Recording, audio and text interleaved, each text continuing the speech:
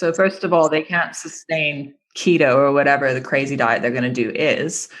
And so while they get that weight loss, they can't probably sustain it. Most people can't. So then they obviously go back to eating carbs, and they've already down-regulated their metabolism. They've caused their body to be a lot more inflexible with energy sources. So like at the moment, if you're eating carbs and you're obviously eating fat and you're eating your protein, your body will utilize the fat when it needs to. And then your body will also utilize the carbs when it gets to that point where it needs to. So it's called metabolic flexibility. Now, a lot of people claim that, you can just fuel everything with just fat. But like I said, first of all, that's not sustainable.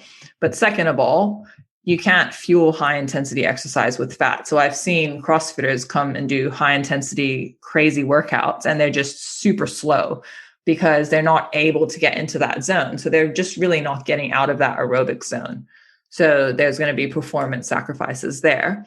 But then on top of that, if you can't sustain it and then you go back to eating carbs after trying keto for 6 months, for example, your body's not going to really know what to do anymore. It's not as flexible. So it's going to struggle, and you're probably going to end up putting on fat. And yeah, it's just a disaster, especially with high intensity training. Welcome to The Body Never Lies. I'm your host, Leela Lutz. Each week, myself and experts from around the world help you uncover the secret ways your body communicates with you to empower you in your own individual health journey. So we touched on sustainable weight loss with Kitty and Craig last episode, but now I want to get into the nitty-gritty of body composition. So say you're training consistently and you're at a relatively acceptable weight, but you have a certain look that you want to achieve. You want that toned and defined look, and in your head, that equates to eating less and training more. But does it in reality? And how does that work in the athletic space when we need to perform well at a particular sport, or when you just really like lifting or performing at a high intensity and don't want to go into that stress state that we've talked about in so many other episodes? Well, I couldn't think of anyone better to talk about this with than Libby Wescombe. Libby is a Sydney-based personal trainer, nutritionist, CrossFit coach, and ex-CrossFit athlete with over 10 years' experience working with female clients to achieve their fitness and nutrition goals. Libby is on a mission to bring back common sense in an industry full of hype and aims to help women break free from the confusion that keeps them stuck in an unhealthy way of thinking so they can live healthier, happier, freer lives. Libby Wescombe, thank you so much for coming on The Body Never Lies. Thanks for having me. We've been having a great chat, everyone, actually, before we start doing this recording. We haven't done the podcast yet. We haven't done the podcast. We're having way too much fun. I'm so grateful for this podcast because I get to meet the most amazing people and build these awesome connections. But today I really wanted to have Libby on to talk about, well, a few myths. There's a lot of myths in the training space, but Libby's an expert, I think, on body composition and working with high performance women. So we've had Kitty and Craig on, and they've talked about more of the people that come from the dieting crazes. Now we're talking from the other end, that this is more Libby's experience, which is working with high performance athletes. So she's got a strong CrossFit background, and a lot of if you do CrossFit, it's pretty full on high intensity training, 5-6 days a week, sometimes more. And there's a lot of food myths in CrossFit. There's a lot of training myths in CrossFit. But I think that whole environment can carry over to everything, right? I think most people think that if they want to get a certain body type, they need to train super, super hard, and it's just training till you're exhausted. And, even at an athletic level, right? Unless you've had professional athlete coaching, we really start to understand periodization and all that sort of stuff. But also, I really want to talk to you today about the importance of building a strength base and the importance of building an aerobic base for people. I think we're sort of getting somewhere in the industry where we're feeling like cardio is bad for you and it's too stressful, and certain types of exercise are too stressful. So I'm really going to pick your brain today on how we find that balance for people, because there are people that want to train 5 or 6 days a week, and there are people that want to build real high performance bodies and athletic bodies. And so how do we do that safely without compromising our metabolism and all that kind of stuff. So I guess I want to start with a little bit about your background, Libby, like coming from CrossFit, and for those people who are listening who are CrossFitters and people who don't really understand CrossFit, maybe you can tell us a little bit about your journey and how you got into nutrition specifically for CrossFitters. Yeah, sure. So I started CrossFit in, well, it was way back. I think it was 2011. It was kind of like, I called it the Wild West of CrossFit. It was back when it was just, not much, definitely not what it is today with the CrossFit games and all that. It was pretty, hardcore, and just kind of more the beginning of it. And I joined because I liked the challenge of sort of pushing my body and seeing what it could do and feeling strong, but not just with one particular thing like weightlifting, because obviously they combine all these different aspects. So it builds that athleticism as well, which I found very, very cool. I actually got introduced to it by my partner, who is my fiance now. And we did like our first little workouts together, and that obviously it got bigger and bigger. We ended up both being CrossFit coaches for a long, long time, probably 8 years at a gym. And during that time as well, I also did my advanced diploma in nutrition and dietetics. Obviously, had my CrossFit certification and personal trainer and all that too. So I kind of combined all those things while I was doing CrossFit competitively myself and training other people to do CrossFit. So that's where I got into the whole helping athletic women with their diets, because there was a lot of, back in the day, there was a lot of the whole paleo diet was the going thing, which isn't too bad in the sense that you can actually make it high carb, but it's very easy to be really low carb and do paleo in a low carb way, which is the opposite of what you need for CrossFit, which is an extremely high glycogen depleting sport. So it just burns through glycogen.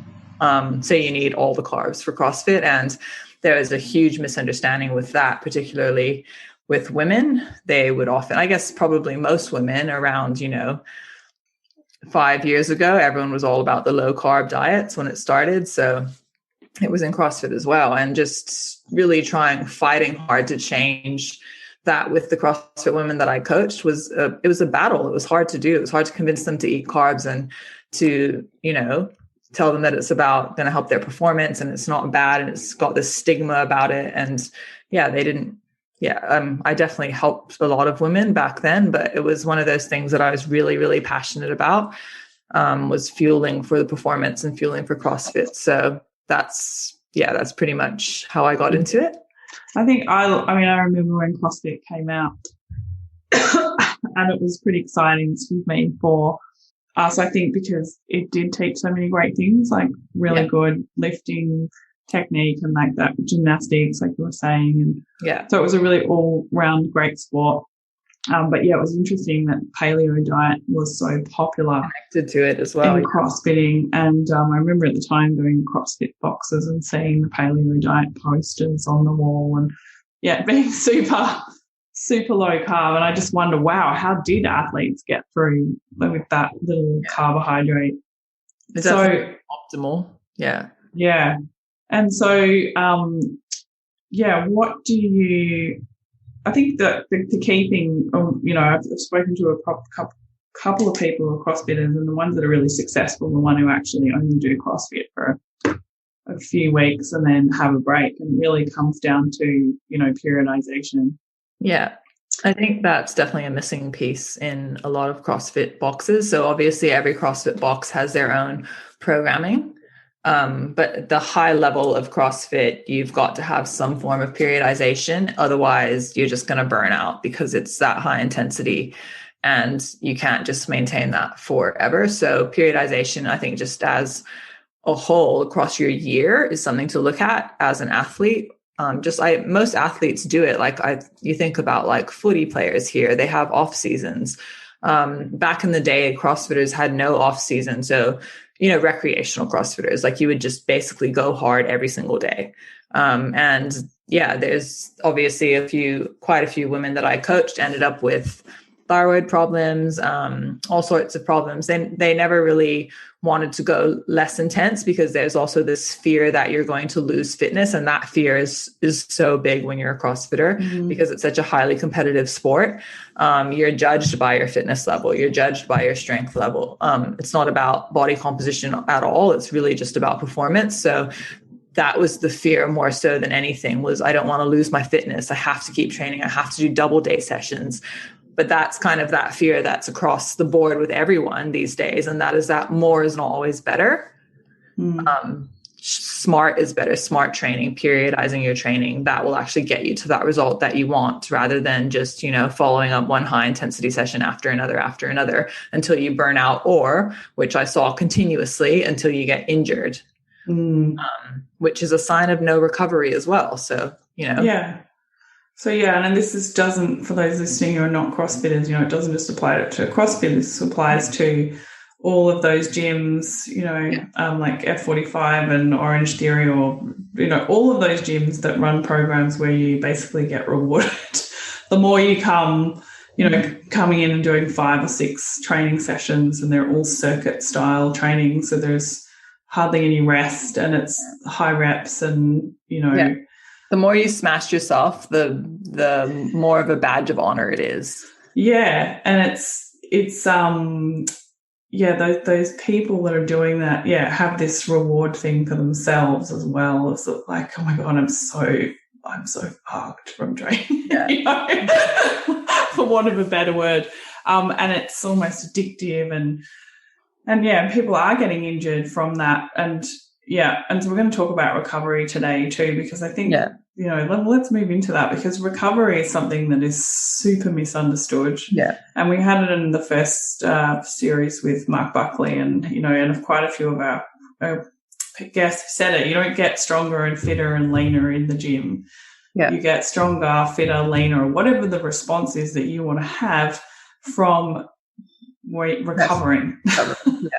So, and for recovery doesn't mean like finishing your workout and lying down exhausted and not getting up until you can get up, or, just crashing and going to sleep. I think people just think of recovery as sleep. Yeah. Let's go into recovery and what types of recovery and how important recovery is. Yeah, 100%. I think that the best place to start when it comes to recovery is to think of your energy. So you have obviously a finite amount of energy. Everyone has a certain amount that they can put towards whatever it is that they need to put it towards, right? And your brain decides where your energy is going to go towards. So there's like it's an intricate system. Obviously, your brain is like, you need to put more energy here, you need to put more energy here. And you have 3 places. I guess you could divide it into 3 places where your energy goes. The first is obviously your internal system. So, starting with the very basic, keeping your heart beating, keeping you breathing, right? So that's your very basic, going into the different, systems in your body, your hormones and all that. And then you have obviously the activity in itself that you need to do day to day. So that's another huge chunk of where your energy needs to be devoted.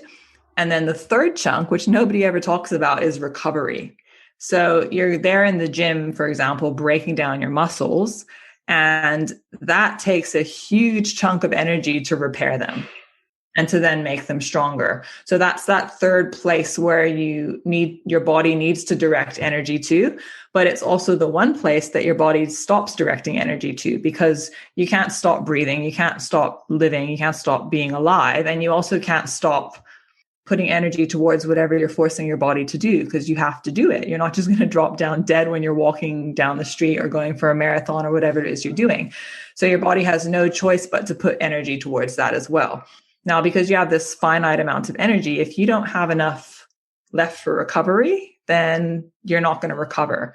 And when you don't recover, that's when you don't get results, first of all, because so you're putting all this effort in the gym and you're not really building muscle, you're not getting fitter or whatever your result is that you want. But then also you start having other things happen, like injuries is a huge one that I've seen. So if someone continuously has a injury that they just can't get better from, they can't heal from, that's a huge red light to me. It's a huge warning sign that they're just not recovering.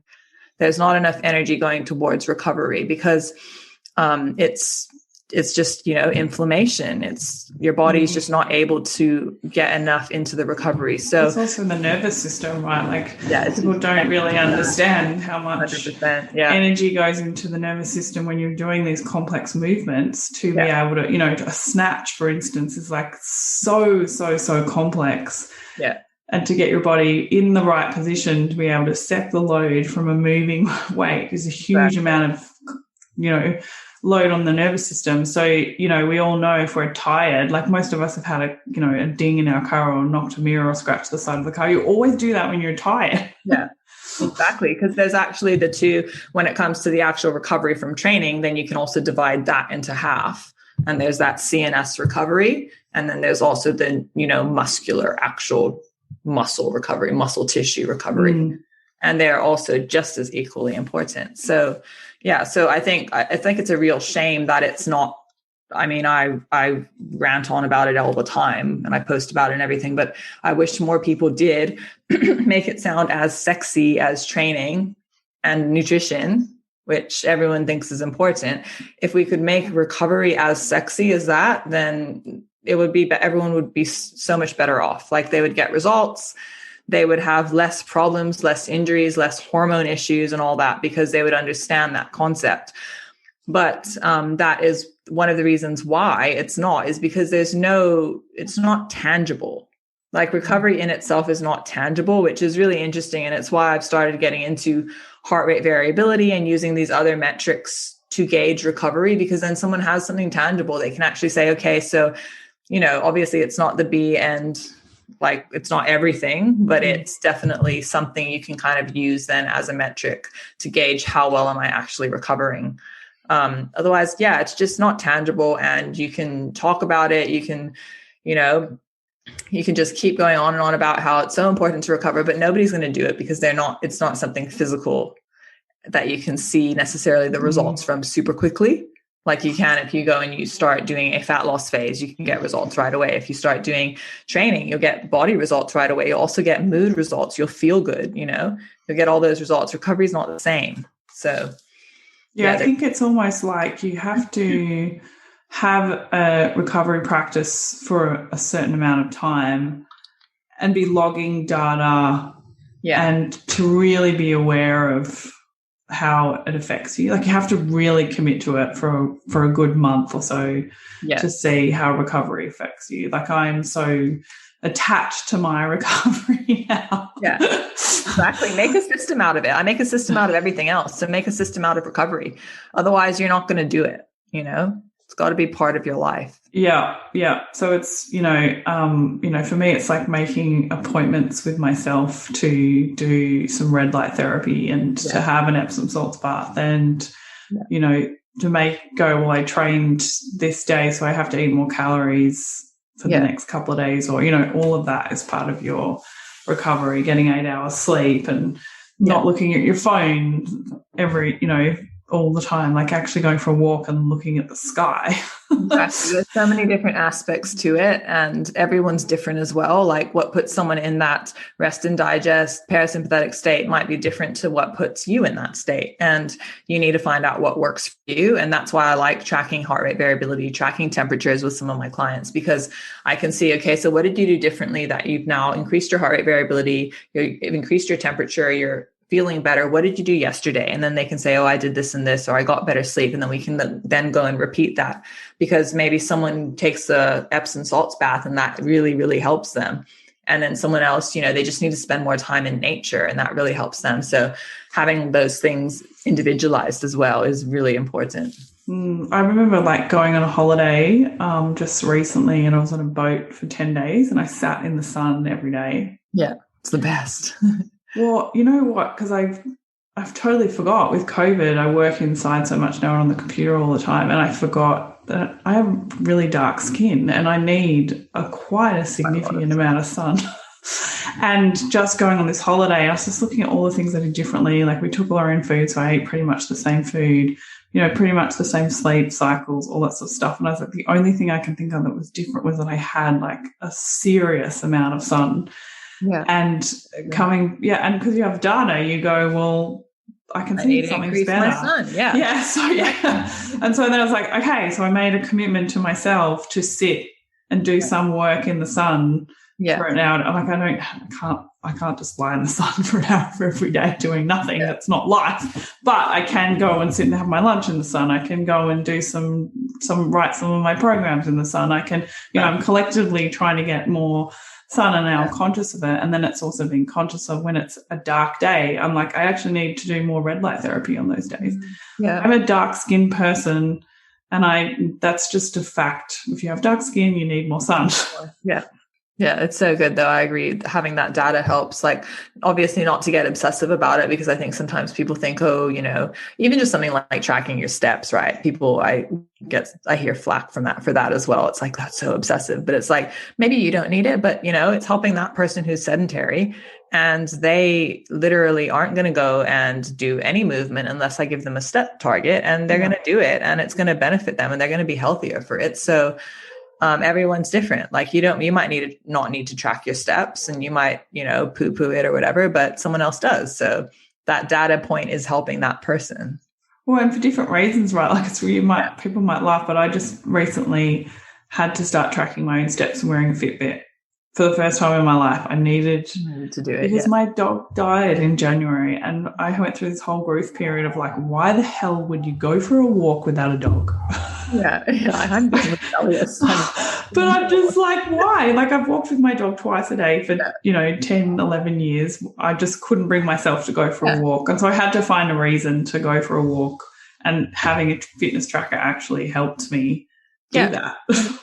And it sounds so ridiculous because I've been working. Playing a game with yourself. Yeah. You're like, I need to hit those steps up. You got to get up, go for a walk. It's not, everything's not always so obsessive or, it's not, something's not negative for everyone. Like, yeah, it's one of my clients said to me today, I love my Fitbit. It's like my little teammate. It's like, woo! Different people get off on different things, and that's 100%. Really important.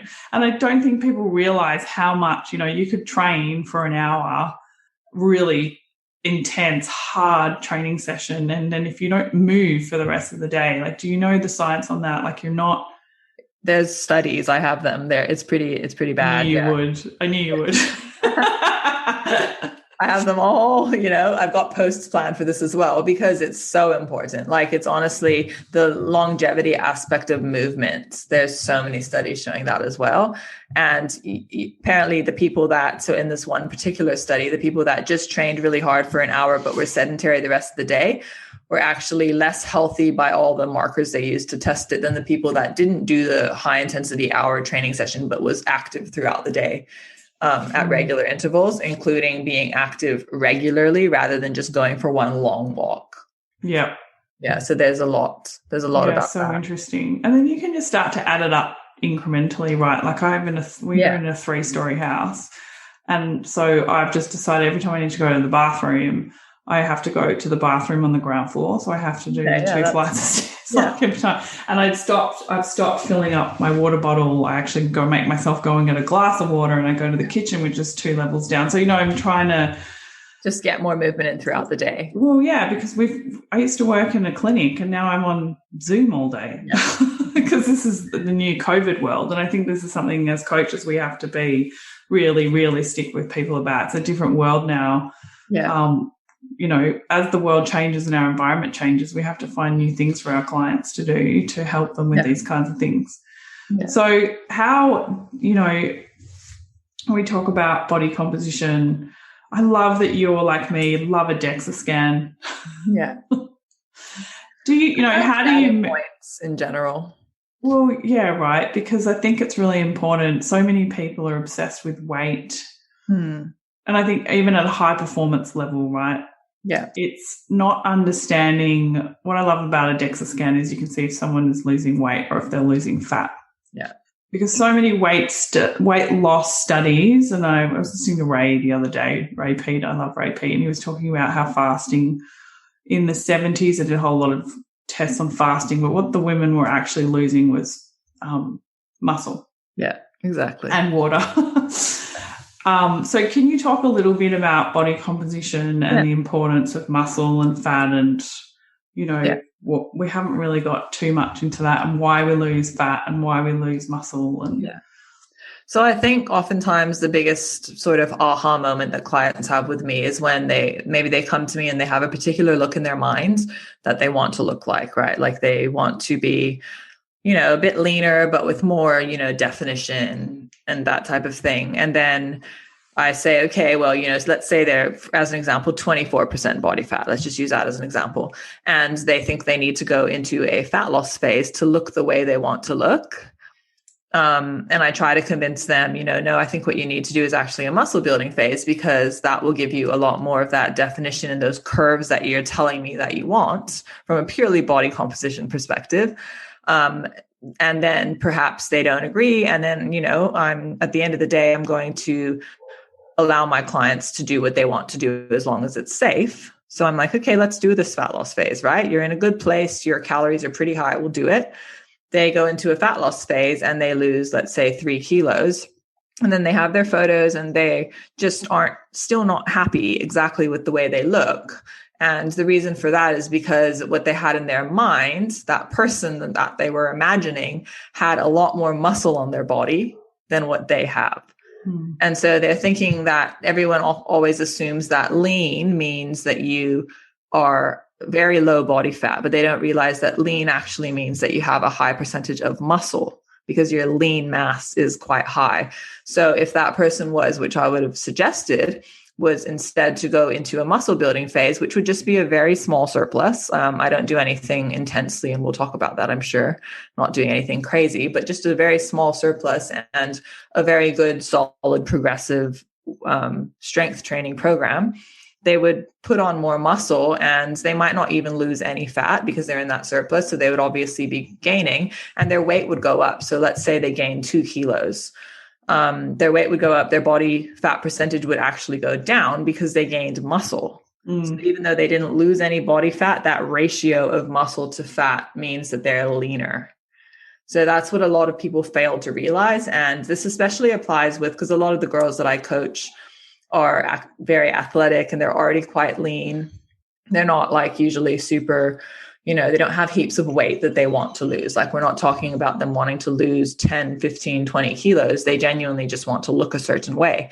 But if they can trust that what I'm saying is that you will love the way you look if you put on some muscle first, they would be 20 times happier. But it's just this mind, that it's a mindset thing for a lot of women. So that's why a lot of times on my Instagram and everywhere, I'm always trying to explain the process of what muscle is, what fat is, how you can even stay the same body fat percentage, but add muscle and completely change the way you look. Oftentimes you'll add muscle, which is called that body recomp, and lose a bit of fat. Again, you'll change the way that you look. It's not always just about the number on the scale, and it's definitely not always just about losing fat when it comes to those body composition goals. So I think it's about making sure that what you have in your mind, what your goal is reflecting in the actions that you're taking. Because if your goal is to look a certain way and that person in your mind, that new body that you want on yourself, has more muscle than what you currently have, losing fat ain't going to get you there. You've got to put on muscle. And I think that's a huge, huge thing with coaches, because I see too many weight loss programs that are about the number on the scales. Yeah. And then people get into this false sense of what they have to do to get to that number. Yeah. And then the other dangerous part is, of course, that that's not in regards of health at all or performance. Yeah. And for you, so much more for performance, right? Like being able to perform at a level. And that's such a finite thing with athletes. And I've seen it. I had a strength and conditioning coach who was a woman came to me who was working with a strength and conditioning coach, and her female strength and conditioning coach wanted her to lose weight and had her on a 1,700 calorie diet. Yeah. And she was a competitive powerlifter. Yeah. And so I've seen it in the industry. Yeah. That with those weight class sports, it's tricky. Yeah. Which is kind of a good thing about CrossFit is that it's really not a weight-based sport. But a lot of times there's sort of the notion in people's mind that if they are leaner or they lose fat, they'll be so much easier to do the gymnastics movements. And to an extent, that is true. So obviously, the lighter you are, the more pull-ups you'll be able to do. But if you are like I said, if you're that same body fat percentage and you just add muscle, you'll still be able to do more. So yeah, it's obviously the healthy way to go about it. And I think actually this is interesting because this is where periodization also really comes into play, because I'm not against someone wanting to lose fat. But I find it that there's so many people who just spin their wheels because they have so many different, almost contradictory goals. So it's kind of like this place of where they want to perform really, really well, but they also want to be leaner because they care about how their body looks, but they also want to build muscle because they want to be stronger and they want to be fitter, right? So all of these different things. And then you're coming to me and you're telling me you want all these things. And what you've been doing is continuously spinning your wheels because you're going, okay, I'm going to perform really, really well. I'm going to get super fit. I'm going to get super strong. I need a fuel for that. I need to eat some carbs. And then you're like, oh my gosh, I look in the mirror and I don't like this one little thing on me, so I need a diet now. And you're trying to do this all at the same time and you're getting nowhere. And I saw this so many times with CrossFitters, particularly women, because getting strong, as you know, most women will know, is not an easy task. It takes a lot of work to get strong and to build muscle, particularly because we have less testosterone than men do. And yeah, it's fucking hard to get strong and to build muscle, and you have to eat. You've got to eat for that. So they're trying to do that and they want to do that, but then they can't get rid of this thing in their mind that tells them they want to be leaner, right? So the best, like what I do with my clients, is we periodize everything. And when someone first comes to me, we write out what I call their game plan, which basically goes over the next 12 months or however long. And I say, okay, so first we're going to run a primer phase. So the primer phase is obviously where you're developing your habits and you're learning how to track if you've never tracked. You're also doing getting you to a higher maintenance. So this is where like reverse dieting comes into, if they're on too low calories. And then after that, depending on what they want more, whether, if they have like 10 kilos to lose or 5 kilos they want to lose or whatever the case may be, if their calories are high enough and they're healthy, then we can run a fat loss phase. Others, I'm like, honestly, from a coach to a client, looking at your photos, I think you would prefer the way you look if you were to do a muscle building phase. So we do a muscle building phase, or it could be someone who wants to do the CrossFit Open and perform really, really well. And that's their priority, even though they want to lose 3 kilos, for example, or 2 kilos. So I'm like, no, we're going to focus on your performance first. That requires insane recovery. That requires eating a lot of calories. Then we can, after the Open, we can then do your fat loss phase. So I think this is really, really key, not just with CrossFitters, but with women in general, is stop trying to do everything all at the same time and narrow down your focus, and you'll get such better results. And I think it also comes down to, how a lot of coaches are like, you have to play the long game. You have to play the long game. And I find that sometimes is kind of intimidating and scary for women because they don't know about the concept of periodization. If you understand, if you go into coaching with someone and they give you your game plan that you've worked together with them on, and it breaks everything down into, time frames and everything, which of course it's flexible. Like we can change them. Maybe someone's not responding well, so we have to change something, or maybe they're responding super well. So we can, but just having that there just gives them that confidence. And it helps them understand, what does it mean to play the long game? Because that is just such a obscure thing. If you're coming from like constantly chasing fad diets and then you're told to play the long game, like that's scary. So I find that the periodization side really, really helps them understand this is exactly what it means to play the long game. It means you can have everything, but you can't have it all at once. At the same time, yeah. That's one of my favourite sayings to clients too. You can have everything, just not all at the same time. I mean, even when you work with like athletes, like the season, the whole season is periodized, and if you have someone who can't squat, we have to break down and work out why they can't squat rather than just keeping squatting all the time. So they might not squat for 2 cycles of a period. We might just do ankle drives, and we do hip thrusts, and then 2 months later we'll start squatting again because we've pulled out that weak spot and made it stronger, and then it contributes to the overall squat pattern. And it's the same with women and wanting to build muscle, and you can't get bigger and get faster at the same time. And the other thing is muscle weighs something. So whether or not, like that comes back to our body composition point, muscle is, you're adding muscle. You're like adding adding slabs of steak to your body. I tell them to picture that, like get a big steak and slab it to your body. That's pure muscle, right? That's going to weigh something. It's not going to be weightless, right? So there's all these other things that are important to talk about when someone's doing a muscle building phase. It's like you're going to expect to put weight on the scale. We're going to keep track of it. We're going to keep tabs on all your data. I know exactly how fast you should be gaining that weight, but you need to come to terms. Are you willing to accept that you're going to have some weight gain, and, explaining all these things? I think oftentimes all we need as women is just to know what's going on and just to understand, because I've had so many aha moments where something's finally clicked and I'm like, that makes so much sense. Now I'm going to go all in and I'm going to do it. But just saying you need to play the long game, or just saying stop caring about the number on the scale. These sayings in themselves, they're not empowering. They're so pointless to me. It's like, can you please break that down and tell me why I shouldn't care about the number on the scale? Because that's all I've ever known. So, I think I think periodization comes under all of that, and just really breaking it down and speaking in a language they can understand, but also trusting them with the scientific side of things, and trusting that they'll be able to understand, not being scared to talk about fat loss, not being scared to explain to them how it works, because they, like most of my clients, take it on board and they do it. They literally commit to a muscle building phase. And I'm super proud to see that. But yeah, it takes understanding that there's a game plan. It's not just we're making you gain weight because, it's healthy, but there's a longer term sort of plan involved. Well, yeah. I mean, how much, we probably come from different, because you're working with women who are not afraid to gain muscle, I don't think. Yeah. I love it. You're not afraid. The women who work with you are not afraid to put on weight too much, to some extent, whereas I'm probably coming from the more injury and chronic fatigue and thyroid problems. It's more for me, as women are afraid to put on muscle mass. Yeah.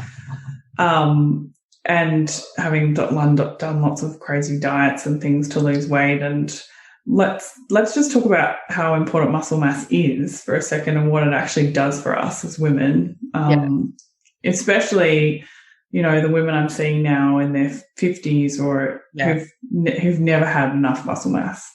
Yeah, I think they're paying for it. 100%. So, away from even a body composition perspective, there's so many benefits, like in preventing osteoporosis and just bone health. That's huge. I was reading something, I don't remember if it was a study or what it was, but it was telling me that a huge percentage of deaths for older people is from falls. So it's not necessarily always the fall that does it in itself, but it's like the aftermath of it, the effects of how it affects their quality of life, and they can't move anymore and all that. And that's just, that was after 60. So that's not even that old. No. Yeah. And that's all that could be prevented just from being stronger, just from having muscle. It makes such a huge difference. I'm so passionate about it, improving the quality of life. I've trained older women who are in there. My oldest client was probably 85, and she built muscle at 85, and her quality of life improved drastically. It was just amazing to see her improve so much. My partner at the moment is training she's a French lady. She's so cool too. She's does all her training sessions. She goes for walks all the time. She's so active, and it's just, she's gotten so much stronger. She can do push-ups now and everything. It's amazing. It's the best thing ever. It makes me so happy just to know that their life's improved. I think that, people really don't understand what a tough menopause you can have, to not having enough protein, not having enough lean body mass, being so depleted in minerals. Yeah. How horrible menopause is when you're like that. Yeah. I think the fitter you are and the more lean muscle mass that you have to get through menopause, so because muscle mass is so, it builds testosterone and it's anti-cortisol and, helps with your progesterone and all that sort of stuff, you're going to have a much easier transition. And I see a lot of women in menopause or perimenopause who are dieting because all of a sudden they're putting on weight, when you need to do exactly what Libby specializes in and focus on muscle building phases. And it's never too late to start, which is a really cool thing as well. Like you can start at any time. So even if you're in your 50s and you've never touched a weight, obviously you want to build that base. You want to build, all the bases first, but it's never too late to start. And it's going to just benefit you so much. Like it has so much return on the investment of time that you put into it. It's, so many benefits. It's anti-inflammatory. It increases longevity. It's a huge anti-inflammatory. There's a huge anti-inflammatory aspect to it. So if you're someone as well who struggles with a lot of, water retention, inflammation, just having a little bit more muscle on your body will improve that as well. Yeah, it doesn't have to be a huge amount. We're not talking about going and weightlifting every single day. No, exactly. Exercise, it's really hard to put on muscle, as I said before. So you're not going to turn into like the Hulk. No, you're not. I don't know a lot of women that look like that. And even, women that I do know that really, really like heavy lifting, like super heavy lifting, they're still not that big. No, they're not. Exactly. I mean, probably the most muscular women I've seen would be like top bodybuilders, and then even top CrossFitters. They get pretty muscular, but it's still, that's like, I'm talking hours and hours and hours of training. Yeah. And you don't have to worry. You're not going to look like that. Yeah. Let's talk about calories and, enough calories for your performance. Yeah, sure. So, because, I noticed you did a post the other day on Instagram and you're talking about CrossFitters, really needing like 3,000 calories to perform at the level, but only eating, I don't know, what did you say? Like it was 1,800. It was I took it from a research paper as well. So they were eating 1,800, but the amount of expenditure they were doing was up to 3,000, which is pretty normal coming myself from CrossFit. Well, yeah, and I think that's quite normal. Like if you think about people doing F45 every day or HIIT every day, or like it's got to be pretty on par, would you say, caloric expenditure? CrossFit's probably a bit more, only because we have so many aspects and we do such heavy lifting and so much endurance as well. Yeah. But F45 and I guess is like Orange Theory, and there's all these other ones. They're all high intensity. So you're all working in that high intensity zone, which means that not only do you need enough calories, but you need enough carbs, because like I said, you burn through a lot of carbs as well. But yeah, with CrossFit, I think like for me, I never really restrict dieted, but I have like, when my partner and I first got into it, we just wanted to be the best we could possibly be at CrossFit. So we were trying the paleo diet, and we were trying it properly. Like, we did eat like plenty of sweet potatoes and that, but definitely not near enough carbs. No. And I hadn't been doing my nutrition training yet, like my course and my studies yet. So I didn't really know. I just kind of went along with what was the thing to do. But I have a funny story. We were going to do a comp, and I was like begging Jamie, my partner, just for this pizza, because I was craving pizza the week before the comp. And to this day, I give him shit for it. But he was like, no, you can't do that. That's not paleo. You can't eat pizza. Here's your blueberries and sweet potatoes. Did he even give you a cauliflower pizza? No. I just wanted normal pizza. Like, I wanted it so bad. But I just thought, like, I'll never forget that, because now, knowing what I know, my body just desperately needed those carbs, desperately needed those calories. And I would have been so much better off eating that pizza. I would have performed so much better. But yeah, we meant so well. We really just wanted to do well in CrossFit. And that's pretty much how it is for most women. Granted, there's women that come into it probably with body composition. They want to improve their body composition. They want to be leaner. But at the end of the day, like I said, it's an extremely competitive sport. And what drives you is your performance, and you want to be better. So if there's any hack, trust me when I tell you, the CrossFitters will know about it. Any performance hack, they're onto it. So that's kind of what we're just constantly like, what shoes should we wear for CrossFit? What will make us faster? What will make us better? Like, that was our whole life. And if I could just tell them, you know what, you should eat that pizza, like they would believe me and they would do it, they would perform so much better. Because then when I started getting into nutrition, which I was just doing like the generic dietetics nutrition, I learned, okay, so this is exactly what carbs are for. They're for that high intensity thing. And I started, honestly, I just went, screw diets. I'm just eating. Like I never really dieted for anything anyways, except for that paleo sort of phase. Yeah. But I was like, screw diets, I'm eating. And I was like slamming the loaves of bread and eating the carbs. And my performance went up. I put on so much muscle finally, which was incredible. Like I was so lean. And I finally actually started putting on muscle and got super strong, which is amazing from CrossFit because it's a very endurance-based sport as well. So it just goes to show the power of carbs when you're after performance. It's incredible. And then I had obviously a lot of the girls that came in that I coached. I also coached them with nutrition, and the ones who I convinced to eat carbs and they actually went through with it and they ate. This one girl, she's so cute. She was so small and she just wanted to build muscle.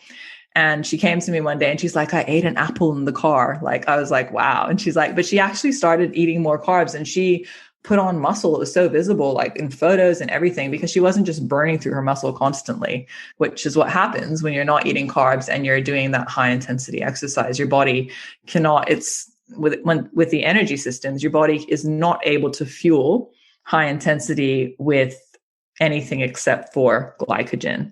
And it's going to find that glycogen, whether it's turning your protein into glycogen, which comes from your muscles. So it's definitely important to eat carbs. So when is it that you actually burn fat when you don't eat carbs?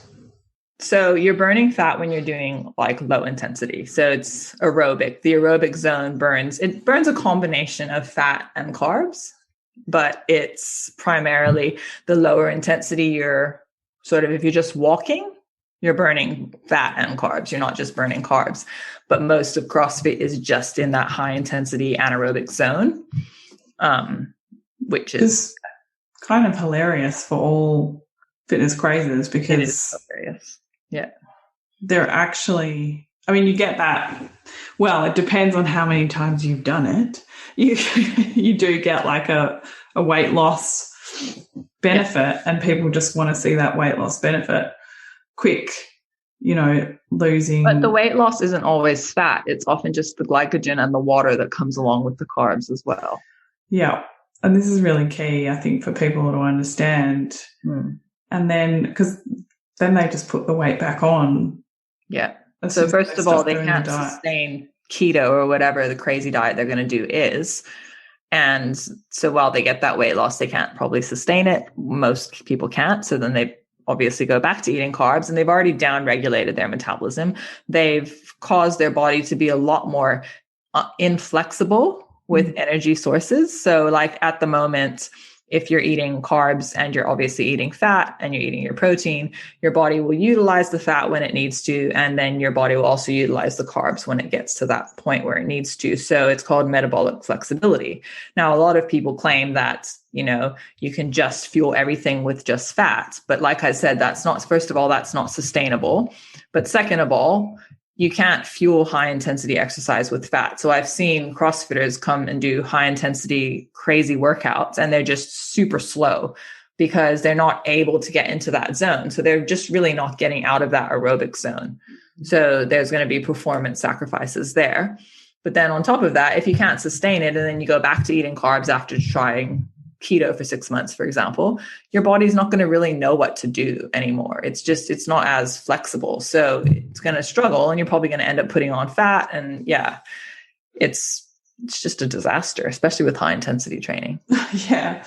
I mean, let's talk about that for a minute, because I think and I really want to sort of be clear about my own story here, because I think a lot of people are seeing me, and I've been posting online, and I put on all this weight, and I'm accepting it. When I say I'm accepting it, I'm not dieting to get rid of it. I'm not going low carb. I'm not doing, but what I'm getting messages from people is that they've been low carb or keto or whatever it was, and they found metabolic eating, and now they've added in all these carbs and they've bumped up their calories, but they've put on so much weight and they're tired and exercise intolerant and all this sort of stuff. So I just want to talk about this, because I think that there's a difference between like what I've got, which is like a severe case of Hashimoto's. Like I have thyroid antibodies in the 400s, right? Yeah. And someone who, there's a whole reason why I have metabolic issues when you have a condition like that, as opposed to someone who has just gone from 1,000 calories a day keto. And it's pretty easy to actually eat 1,000 calories when you're on keto because fat is so satiating and it slows everything down. So you actually just don't need to eat. Yeah. We don't feel like you need to eat. And then you go and say, well, I'm going to eat metabolic food, which is adding fruits and roots and dairy if you weren't eating dairy, and drinking some orange juice. And I'm going to go, I heard that women who are 30 to 40 need to be eating 2,000 calories. I'm just going to go straight to that. Let's talk about what's happening, like actually happening in your physical body, because it's really awesome the way you just explained it with training. And so if you can think of it like anything, which is why I find it really odd that people think they can do that and everything will just be normal, because you don't go from, say you want to sign up for a marathon and you don't go from not running to running 20 Ks the next day. It's the same with diet. You're not like bad things are going to happen. If you do that to your body, you're going to get injured, you're going to collapse. You're just not going to be able to handle it. So our body is just such a fan of homeostasis. It wants to know what it's going to get. It wants to know what it's going to expect. And it wants that routine. It likes that. It feels safe with that. So if you change something super suddenly, then your body's not going to respond the way you want it to respond. So the reason why I like to do what we call reverse dieting is because we can actually slowly increase the metabolism while we're increasing the calories. So it's almost like you have your calories increasing and you want your metabolism to increase with it. And then you want to increase the calories again while your metabolism increases. If you just jump the calories straight up, your metabolism hasn't increased yet. So that's going to be a massive surplus, which means that you're just going to put on lots of weight super quickly. Whereas if you do it slowly, your metabolism is going to catch up, and it's going to continue catching up as you increase the calories. That means, when I say your metabolism is going to increase, I mean your energy output realistically is all it is, because at the end of the day, the laws of energy stand true. So calories in, calories out. So if your calories in become a lot more than your calories out, you're going to have a lot of weight gain. So you're going to have fast weight gain. The higher those calories are that are coming in, the quicker your weight's going to go up. If you increase your metabolism, which means increasing your output, and it can be many different ways that this happens. So it can be, you're just moving more because you have more energy. It can be the if you're eating more protein, that's the most thermogenic out of the macronutrients. So you're going to be, spending more energy digesting that. It could be that, you maybe get your period back. So that's another energy. It uses energy. There's so many things that your body has had to down regulate because you've been surviving on 1,000 calories. It needs to slowly upregulate all those things again to make you be normal, feel normal again, right? All those things that it's upregulating requires energy. That's why it downregulated them in the first place, because you didn't have enough energy coming in. When you have more energy coming in, it can slowly upregulate those things, which means it's spending that energy that you're giving it. So if you continuously do that slowly, that means you're increasing your energy and you're spending your energy. And it can actually get to the point where you don't gain any weight. So I've had clients start on 1,200 calories, get them to 2,500 calories with absolutely no weight gain. They've many times even lost weight because they've had way more energy to push in the gym. So they've built more muscle, and then the muscle again increases the metabolism even more. So it ends up being that they've, even lost body fat. Some people do need to gain weight. Like, let's be honest, if I find that if someone has to restrictive diet to maintain the body that they want, and they literally have to eat that amount of calories to maintain it, then that's probably not a healthy body fat for them to be at. It's probably too low. But a lot of times, like I said, people are just restricting almost, from my experience with my clients, the performance-based women especially are not restricting on purpose. They don't know the amount that they need to support their training they're doing. So everything's down regulating. And that's where we have issues like hypothalamic amenorrhea. So they lose their period, but they're not trying to restrict. They're just doing way too much training, and their body has to take that energy from somewhere else to say, hey, I have to put this energy into the training, because they're forcing their body to do it. So it's got to take the energy from somewhere. So as we slowly increase the calories, then they can put that energy back into their hormones, and they can have a period again. And that costs energy, that burns energy. They can, if they have digestive problems, they can't digest their food, they can finally put energy back into their digestion, and that costs energy, it burns energy. So all these things cost energy. So it does come down to energies in, energy out. And it does come down to your output. But if you do it super, super fast, all the output stuff's not going to catch up. So you got to do it like in that step by step. So you've got to go, 100 calories more. And then, we have some good biofeedback here. That means things are working. You're sleeping better. Everything's just improving. You can tell that your energy output's going up as well. Then you increase it again. And if you can do it like that, if you're patient and you do it like that, you'll be in a much better state when you get to 2,000, 2,500, whatever calories you're going to get to, whatever your predicted maintenance is, than if you do it super fast. I think that goes for wherever you are. Like there's some people, like people I work with, they just don't forget to eat. They've been so busy and they forget to eat. And then they finally do a food diary and they're only eating 1,000 calories a day. Yeah. And then there's people like Libby who works with who should be eating 3,000 plus a day, but they're only eating 1,800 for their sports. So no matter where you are and why, there's different levels of undereating. There are two examples of undereating. It's crazy because I've had people come to me doing CrossFit 7 times a week who are only eating 1,500, 1,400 calories. Like it's ridiculous. It's like you don't even have enough to do your basic functions as a human being, and yet you're smashing yourself. So like if you keep that going, one thing after another is just going to keep going wrong with your body. And that's where all these people with metabolism issues, that's how that happens. Yeah. And it can happen no matter what you're eating, what your activity level is. Like even if you're sedentary, because you can have an undereating problem. Yeah. Yeah, exactly. So how do we go about doing it? So, and I'd love to know your opinion on this, because I have this challenge with clients too, because I really need to understand where you're at. So if I don't understand where you're at, I can't know how to bump you up.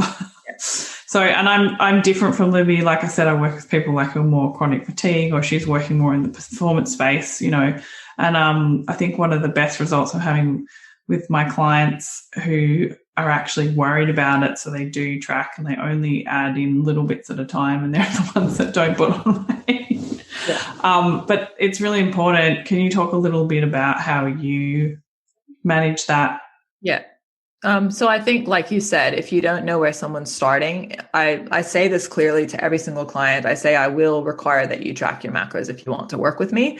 And that is because it's just impossible for me to know. I need that data. I'm not there next to you every day watching everything you put in your mouth. So there's no way that I know how much you're eating. So we have no starting point. So I teach them step by step exactly how to track. Like I have videos done for everything and all that, so that they understand.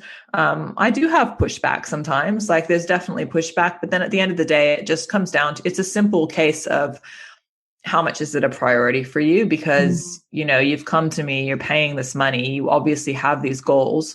So this is the way that it's going to work. Like how much is a priority for you? I mean, you figured out how to work Netflix, like, you can figure out how to work a tracking app. Like everyone can do it. It's just, like I said. So usually when I can get through to them that I'm not just trying to make your life harder, I'm trying to help you, but I really do need that data, then they get on board. And for everyone, it's just always been hard at first, and it gets easier, just like anything. But yeah, so I always start with wanting to know where they're at. So they track a few days and give me their average. And then I basically take their average, what they've sent me, and I also put their data through myself to figure out what their maintenance should be. So I use 2 different calculators, and then I also use like body fat percentage photos, and I compare their photos. Like it's not perfect, but It's more or less just to show me what their body fat percentage is, obviously taking into account their training and their activity levels and all that. And I get a basic idea of what their maintenance should be, which not to boast or anything, but I'm usually pretty right. Well, I'd want you to be, Libby, if you were my coach.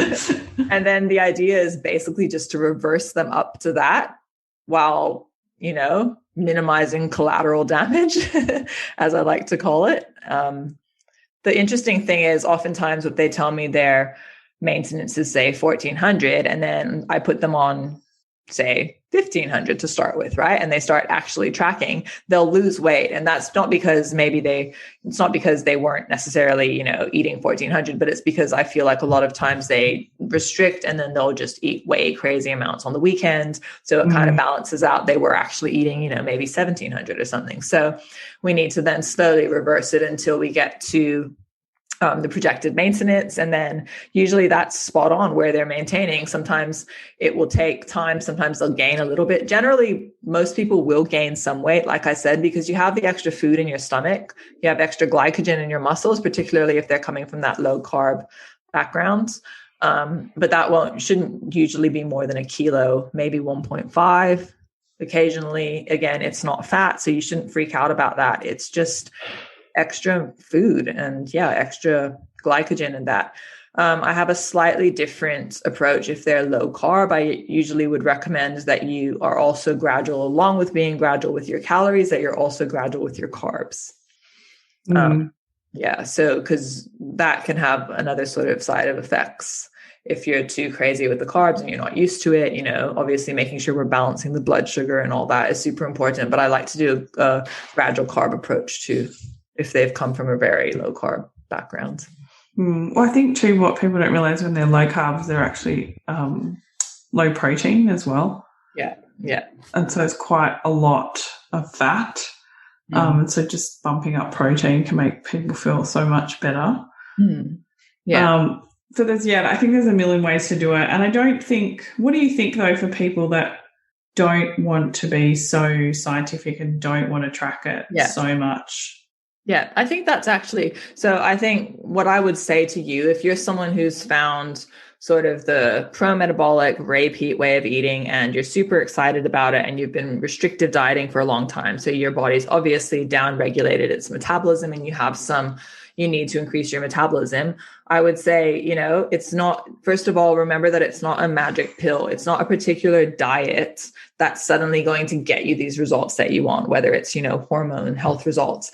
It's so you don't want to just jump straight in, and go to the top amount of calories and the top amount of food because you're thinking that it's going to get you this, it's not that one thing in itself that's going to heal you. It's a combination of lots of different things, including the nutrition. So I recommend, first of all, if you can change your mindset, so not expecting it to be a magic pill, not expecting it to be something that's suddenly going to make you this, new person. That's the first thing to do. And also while you're learning about the pro-metabolic way of eating or, the, whatever it's called, pro-thyroid, easy to digest foods that we recommend, I'd also recommend spending just as much time learning about macros, just basic understanding. You don't have to track them, but learn simple things like the fact that a gram of fat is more than twice the amount of calories than a gram of protein and a gram of carbs. These things will help you out a lot.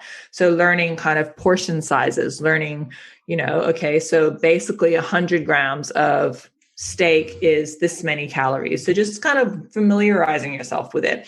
Any little bit of education that you can give yourself in relation to quantity of food along with the quality is going to make a huge difference. And then you can go into, hand portion sizes. So, a fist would be like, 100 grams of protein, if that's like a steak or a piece of chicken breast or whatever it is. One thumb is often 15 grams of fat, if that's butter or oil that you're talking about. What is it? I forget the other ones. A palm of vegetables is like, or potatoes, and that is like 1 cup. So that, you can kind of work it out. If you go to Precision Nutrition, which are the first people I think that sort of came up with this idea, there's a really good post on their website all about it. So you can just kind of have an idea with that. So let's say you're starting, so you want to do your palm of, protein source, your carb source, your 15 grams of fat, whether it's, olive oil you're adding or butter or whatever you're cooking it in. And then, do that for your meals. And then maybe you're, okay, this is really good. I'm feeling really good. Let's move it up again, move it up to the next thing, add another bit of carbs if that's what you need. And then the other thing I would watch out for is just be careful with going really high carb and really high fat together, because man, I can make you a diet plan that's super easy to eat. That's 4,000 calories, 5,000 calories by doing really high fat and high carb. And yeah, extremely palatable, delicious. Even those who claim they have no appetite would love it. So yeah, just be careful with that. Like, that's what makes food so yummy. That's why a friggin' donut tastes the way it tastes. Yeah, it's just because it's carbs and fats. So yeah, just aware. Awareness is everything. Like, if you're aware, you don't want to get a coach, you can't afford to hire a coach, you can't be bothered tracking. Like, yeah, it's not for everyone, you don't have to do that. But if you're aware and you understand the quantity of food with the quality, that's going to make a huge difference, rather than just caring only about the quality of food and making everything be about the food choices, but not even thinking about the quantity. I think that would be just some practical ideas. And I think that's also, a huge mistake people make. I think it's having this huge meal at the end of the day and having most of their calories in that meal. Yeah, I agree. And not understanding how you need to distribute calories throughout the day. So some people don't need to eat more. They need to just eat the same amount, just spread them out throughout the day. That's their big problem. And also, I think for a lot of my clients, it's understanding that you can't just have 1,000 calories one day and then have 2,000 the next day and have this constant jump between huge differences in calories like that. And that's where they actually getting digestive issues and being constipated and bloated and all this sort of stuff. It's not a particular food. It's this inconsistency and massive jumps in different calories. 100%. That comes back to that whole idea of the body likes it likes routine. It responds so well when it knows what to expect, and it's not being, shocked constantly. Yeah. And even just like the stress of going, what am I going to cook for dinner is not a good stress. Yeah. Horrible stress. It's a horrible stress. Yeah. Like meal plan. You don't want to be caught out hungry. That's the worst thing. It is the worst. And that's when people fail. And I can say honestly, I know so much about food, but we've still meal plan and we still food prep. Like, I don't go off the cuff. Yeah. Not during the week. I'm too busy. I'm not thinking about food. Like on the weekend I might, because I feel like being creative and I'm going to cook this and I'm at home and I'm relaxing and I'm just going to walk. I'm not going to do anything stressful. Yeah. But during the week it's super planned, and so there's no stress. Stress, like you said, because something that's really interesting, which is a huge key for me with my stress management, is not having things take too much energy, and decision making is a huge pool of energy. So if you're left at the end of the day with having to make the decision of what to have for dinner, that takes so much mental energy. And again, it costs energy. Everything costs energy. So, save the energy for the things that matter. Pre-plan, be organized. Yeah. Don't stress about things that you really don't need to stress about. Save your stress for the things that matter, for building good stress, It's like training in that. Yeah. And I think it's better too. I just have this vision of kids, like parents trying to decide what to cook, and there are kids going, I don't want that. And then it just makes you more stressed. And so it's just so helpful to go, you know what? Tuesday night is spaghetti bolognese night. That's it. It's just what it is. Yeah. I agree. Take all the stress away. So the other thing I really want to talk about with you is this building an aerobic base. Yeah. Because we've really gotten to this point, I think, where people are saying that they're overtraining and they can't do cardio because cardio is stressing them out. Can we break down cardio a little bit for people, like dispel some myths there? Yeah. Yeah. So I think it's really important with that to understand, to ask the person what exactly is cardio, because a lot of people think that cardio equals this high intensity, running, when you see that person running and they're breathing through their mouth and they look like they're in so much pain and they're sweating, and like, that's not just what cardio is. That's one part of cardio, that high intensity stuff. Or if you go to these, if you do a Metcon, metabolic conditioning, that type of thing, that's like one type of cardio. But when it comes to cardio, you've got 3 energy systems. So you've got your aerobic, which is the base, right? That's basically, it's slow and it's not very powerful, but it can last for a very long time. And then you have the anaerobic, which is probably about between 30 seconds to maybe 2 minutes, kind of that effort, which would probably, most people who do strength training, that would fall under the anaerobic. So there's bouts of anaerobic when you're doing a set of 10 to 15 back squats and you're really puffing and, your heart rate shoots up. So it's pretty anaerobic. Other things that fall into anaerobic are, doing like a circuits type of training, doing a 4-minute time trial run where you're probably going pretty fast, that type of thing. Then you have your obviously alactic or your power, which is literally like if you're going to do a snatch, a heavy snatch, that's that 10-second. If you're doing a box jump for height, if you're doing a 100-meter sprint, that's power. So that's alactic, right? Now, the aerobic system, what people don't realize is that actually drives restoration of homeostasis in your body. So that actually is what helps you recover between training sessions and also in a training session between your sets and everything. So your heart rate comes down and you recover better if you have a aerobic base. I often find people that are super anti-cardio don't realize that side of it is actually healthy. So they're anti doing too much of the crazy high intensity stuff, which fair enough is very stressful if you don't periodize it properly, right? But the aerobic side is actually it's pretty low heart rate, which I'm talking about when I talk about building an aerobic base. I would say it sits between probably 130 beats per minute and 150 to 160, depending on the person, because everyone's different. If you're in that heart rate, you can actually still hold a conversation if you're in that zone. And, you can nasal breathe, you can breathe through your nose. You don't have to do any mouth breathing. So that's the aerobic zone. And that's something that I feel like it's not talked about enough, because that actually drives the autonomic nervous system. So it actually increases your recovery, like I said, between training sessions. But more importantly, it actually helps you get into that parasympathetic state after you do a hard training session quicker. So if you have a better developed aerobic base, you will be able to finish your training session and you'll be able to calm yourself down, get into that state and recover so much better, because there's a really, really lot of data that shows that your results, so the results that you get from your training, there's a big connection between the results that you get and being able to switch into that rest and digest state in that first 24 hours after your session. So if you can't switch into that rest and digest state and your heart rate stays elevated and you just can't you're still in that, fight or flight because you don't have that aerobic base, that's affecting your results. And that's affecting a lot of other things. That's obviously affecting your health and your metabolism, because we want to stay as much as possible in that parasympathetic state when we're trying to recover from training. And that's in essence what the aerobic system helps you do, because it drives that. So it helps you get into that state quicker.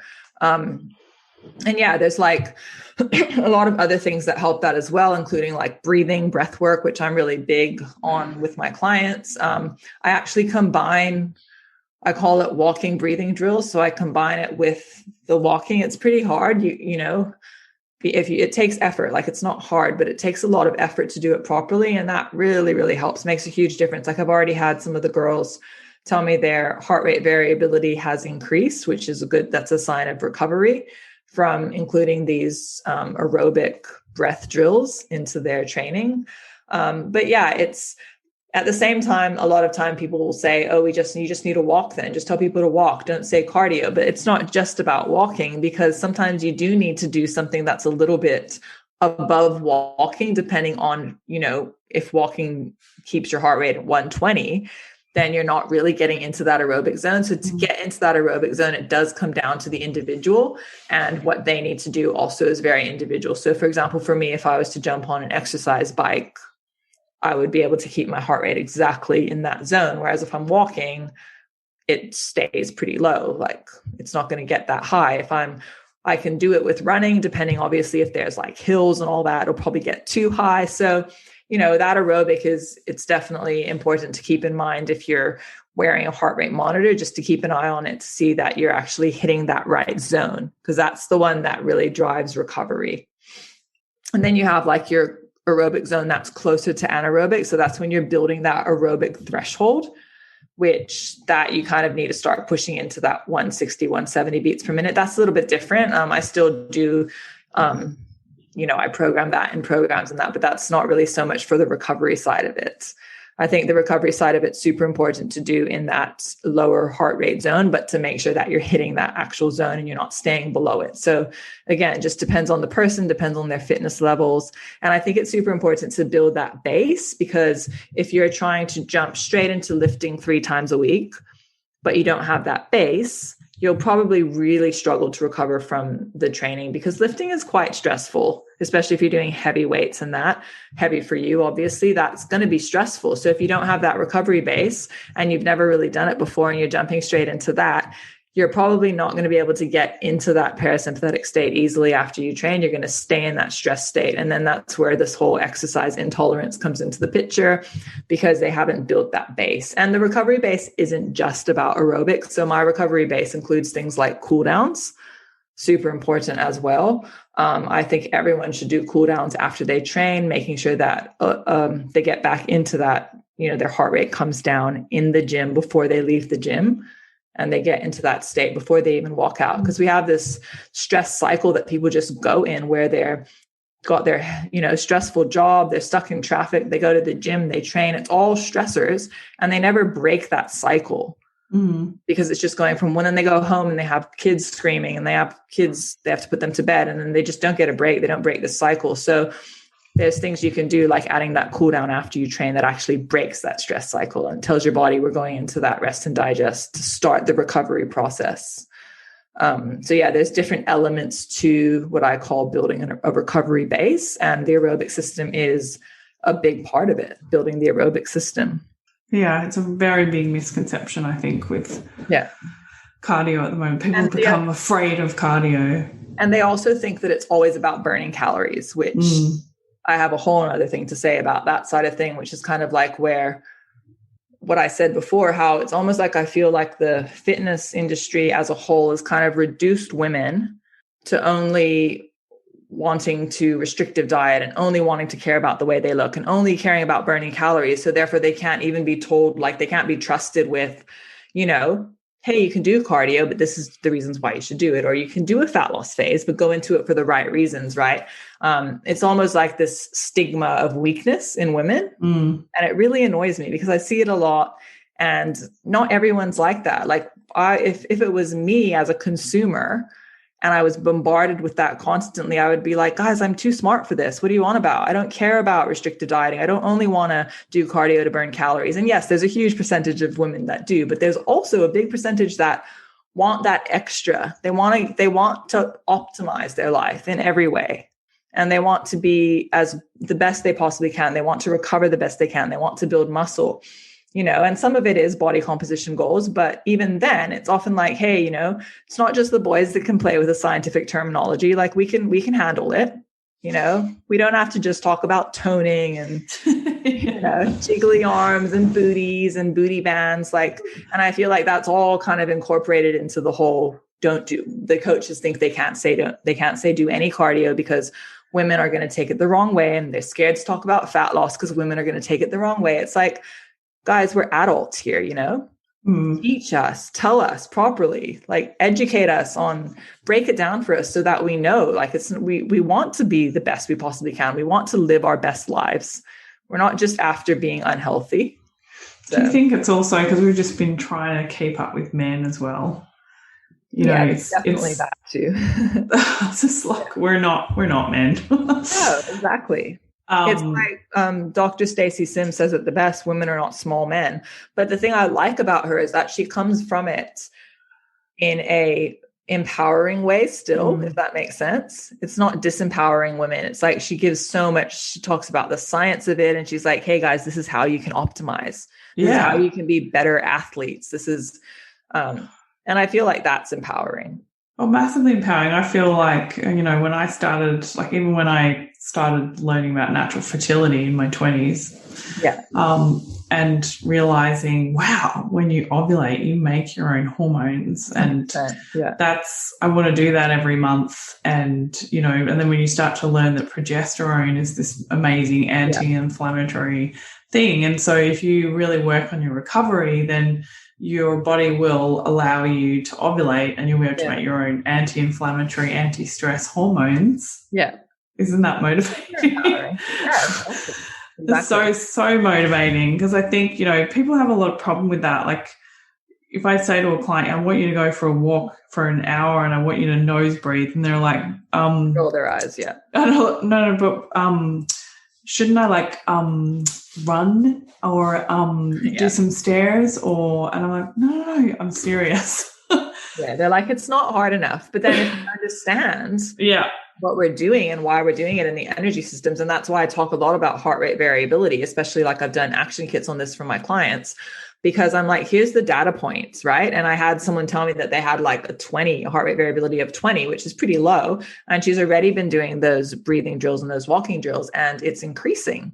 And it's amazing because she's someone who struggled with what we call exercise intolerance, and that's improving with it. So she's building this aerobic base, she's building this recovery base, and it's spilling over into every aspect of her life. And she has a data point that's showing her why it's working. So she's not tempted to go and run because she's following the program. So that's where I think if we, don't make it about like, a fitness trend and, some new latest fad, but we actually teach women the step-by-step of human physiology and trust them to understand and trust them to take it the right way and trust them to make the right decisions, then they'll actually do it because they want to. They're not all out to hurt themselves. They're not all out to diet until.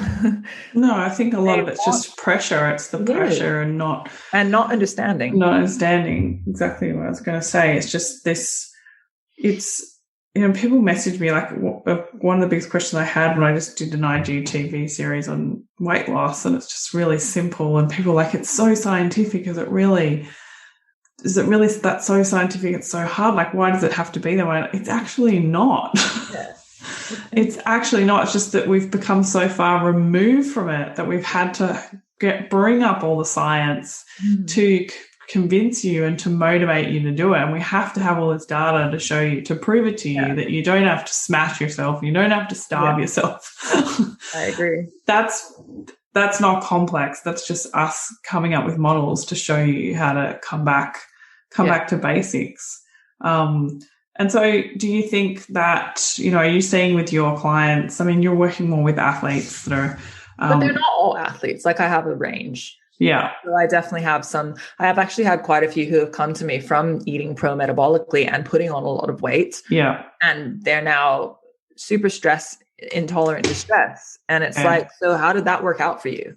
Like it's obviously didn't work out. Like maybe you improved little things here and there, but if you really can't even handle stress at all, then now we need to work on that. We need to work on that recovery base. Yeah. And like with that, with you increasing your calories, with you increasing everything, you need to be also increasing your stress, because like I often tell, I have an equation. It's such a simple equation, but people don't really realize this, is that you have on one side stress plus rest and recovery equals growth.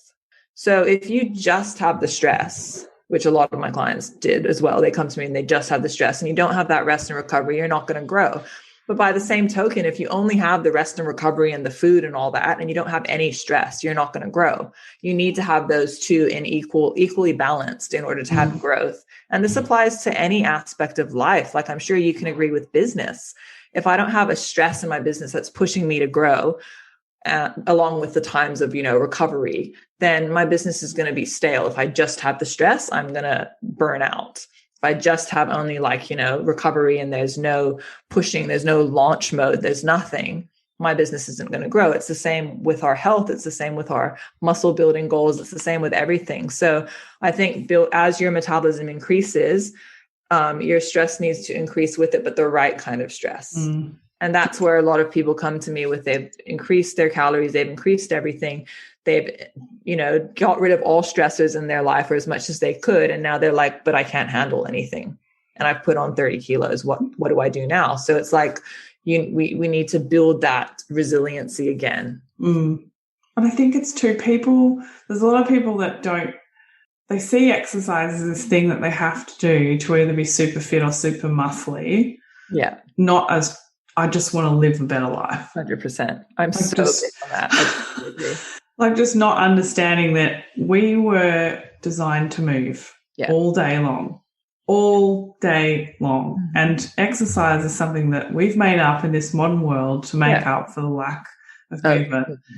Yeah. So if you're a 30-year-old woman, hundreds and hundreds of years ago, you would have been, walking around in a field all day and picking up stuff and carrying children and carrying water and carrying food. And, we're trying to live in a modern world and replicate that amount of stress and on the body to stimulate a response to look as if we worked in a field all day. It's funny because I always say, if you're not a professional athlete, if you're not getting paid to train, you should be training for longevity 100%. And that's where, like, yes, you can do sport and it's fun, and I'm all for, performance as well.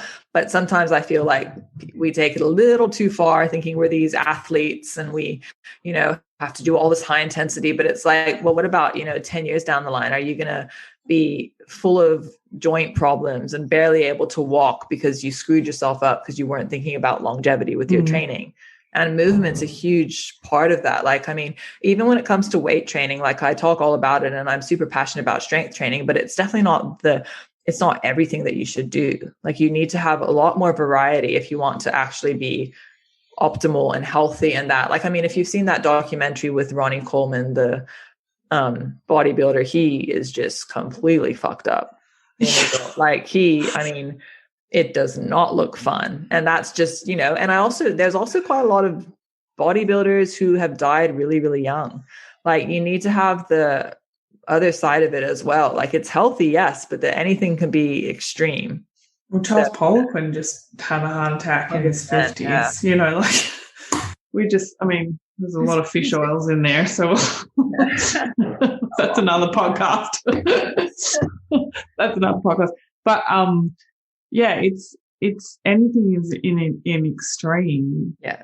We tend to think of exercise as this extreme thing, and it's not, stops being healthy. Yeah. Yeah. I mean, if you could be, like, we just renovated our house and Sean did all this landscaping and he was lifting rocks and paving and building a wall and stuff. And he said to me, I don't need to go to the gym if I did this every day.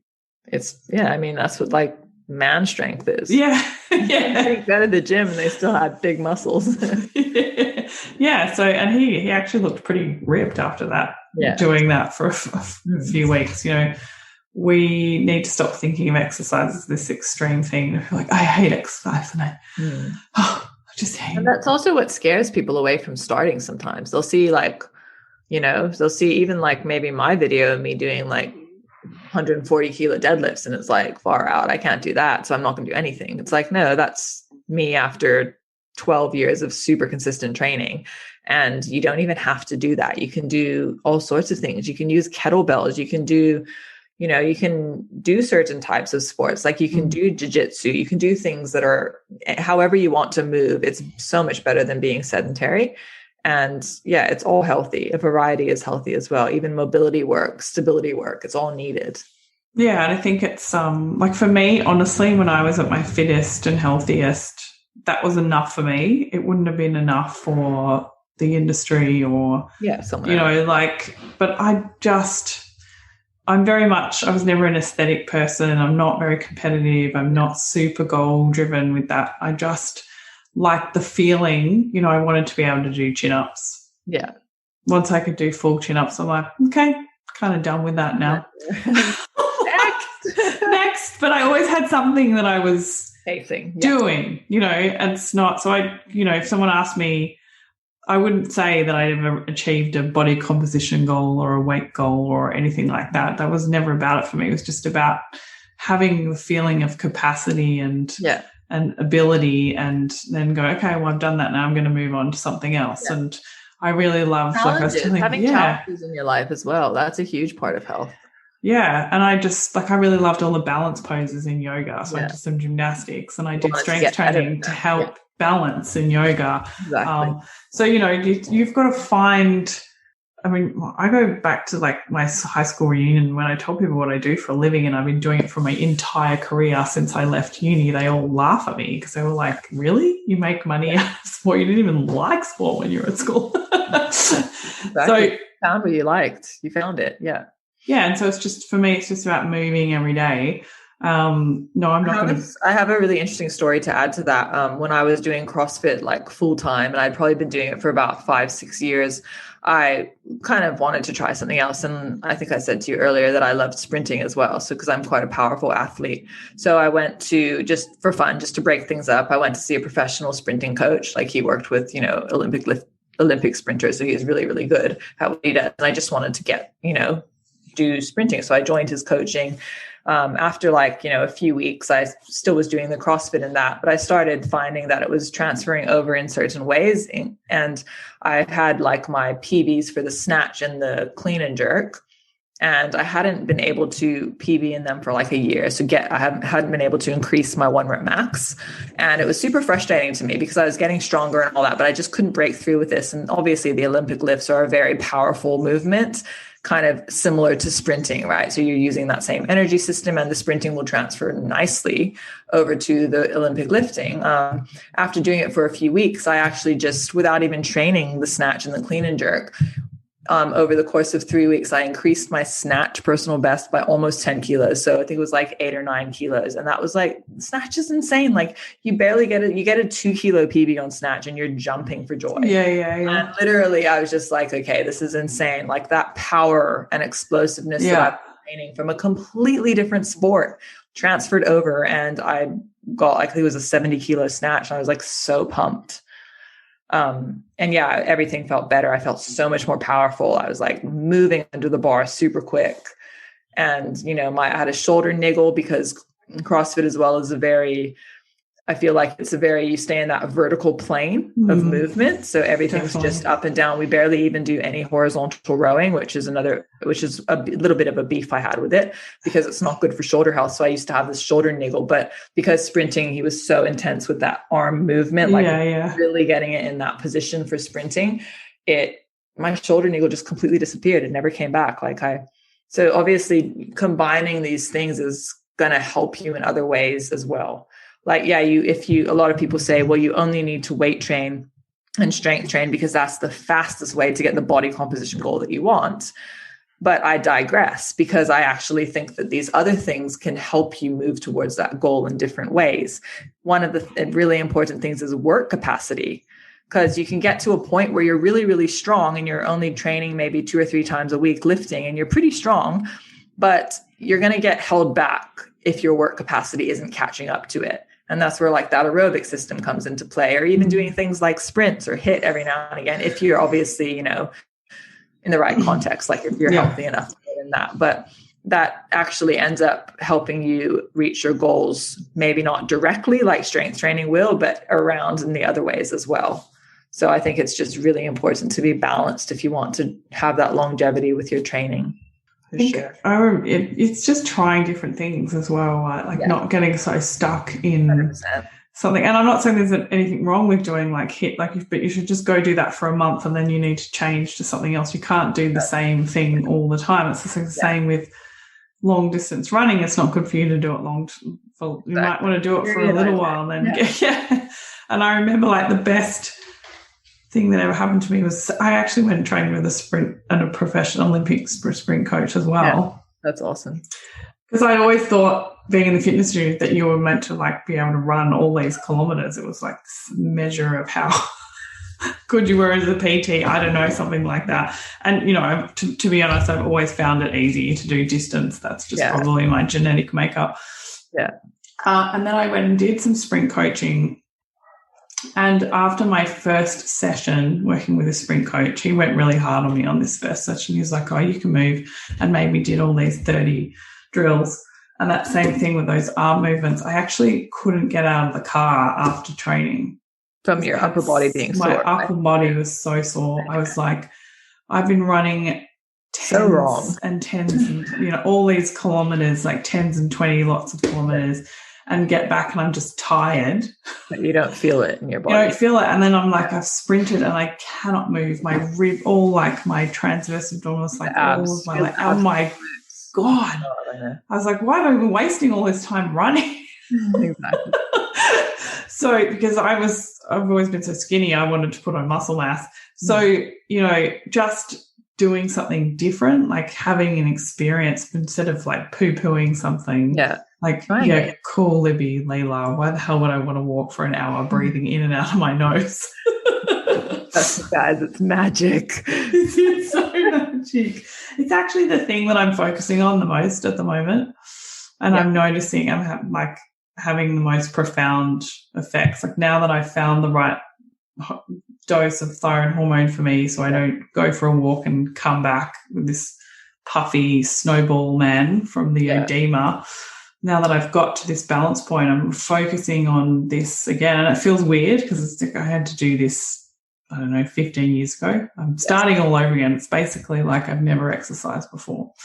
But it's so profound. And you're like, that's so easy. And it has such a massive carryover. Major carryover, yeah. Massive. And I just wish people could experience it more, And you're never too good for the basics. Like if someone thinks they're too good for the basics, that's probably the problem right there, because the basics like walking, movement, just get, like you said, breathing. And breathing is something that everyone needs to do and everyone can probably afford to do it better.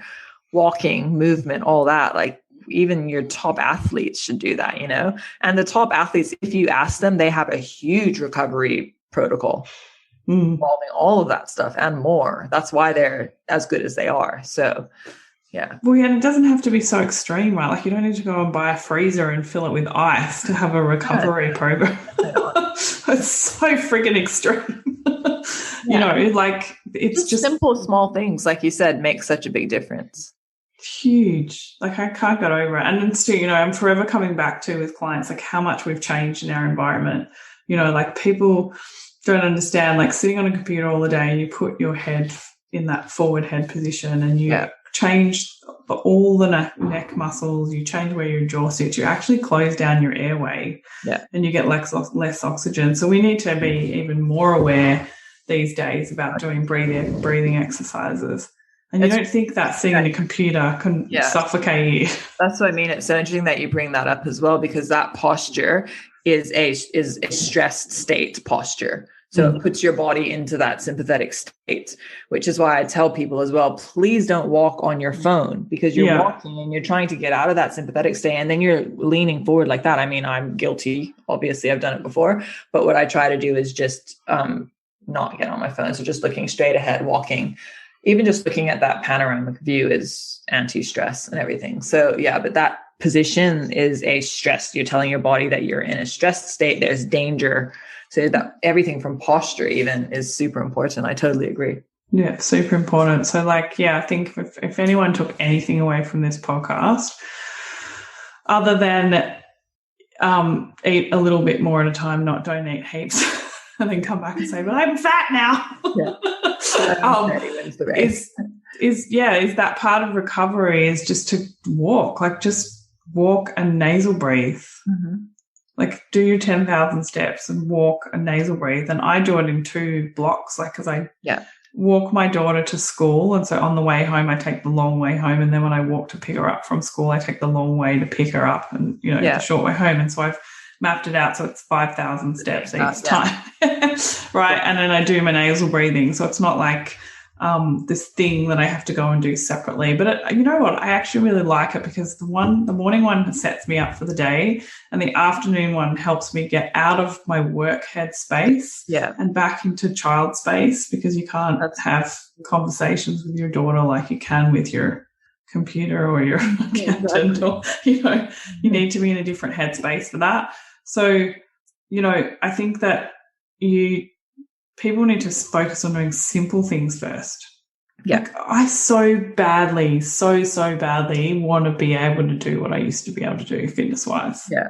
Like, I was looking at some videos of myself and I was like, and it hurts me. It hurts your ego. Like you're saying, gymnastics, I couldn't do any of that stuff with my belly in the way and all this sort of stuff. Now it hurts me, but you have to focus on those. And do and make progress every day. Yeah, 100%. And not going too hard. Yeah. It's always also just look, I always tell people about, focus on the journey, but it's really a huge part of stress and recovery as well, because if you're too focused always on the outcome, that is stressful, right? If you're focused on the journey and being in the moment, that is an extremely parasympathetic rest and digest state to be in. You're focusing on that one step after another. You're in the moment. You're not constantly focused and stressing about the future and that this one particular outcome. So I think that's another huge part of recovery, even, is just that journey. Just enjoy it every day. Find something to enjoy, find something new, like we're talking about, that you can try to do, like all those things. It's just part of the journey. And that is going to keep bringing you into that recovery state as well.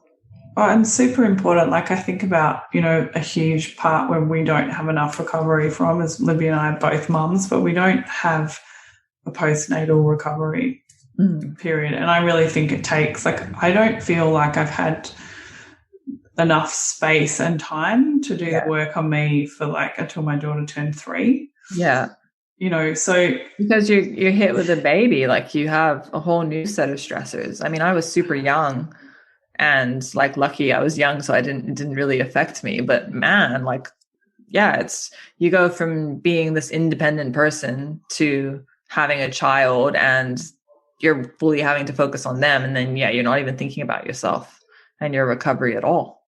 Yeah. And so, and just so reminding women those small steps, if you've just had a baby, but you want to get back into one day doing CrossFit or, just to be able to do that nasal breathing while you're walking with your pram. Yeah, 100%. Such a great thing. And I just really wish women would really embrace how important that is, because that is what you can do when you've just had a baby, is walk. That's all you do. You're I've got to get out of this house and walk. And that is the carryover from that, and how much it's going to bring you back into that state when you haven't had any sleep. And, it's, and everything's fighting to keep you in that stress state. It's the one thing you can control to bring your body into that recovery state. Yeah.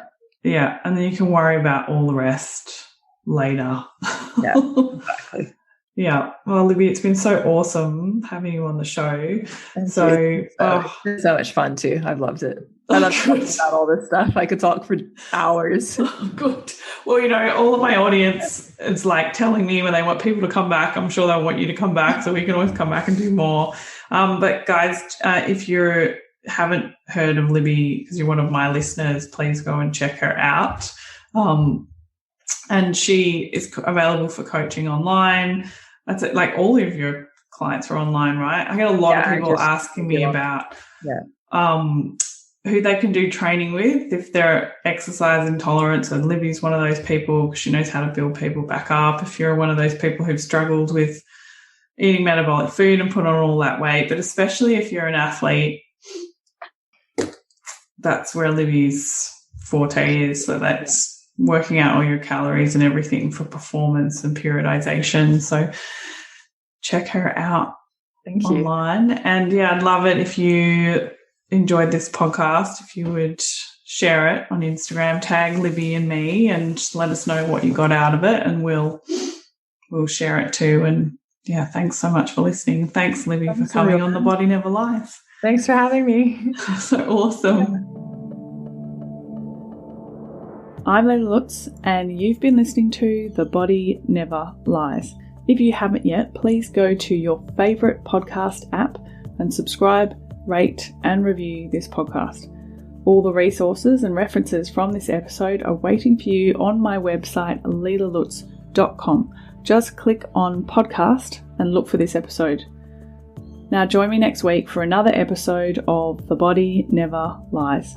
Thank you so much for listening.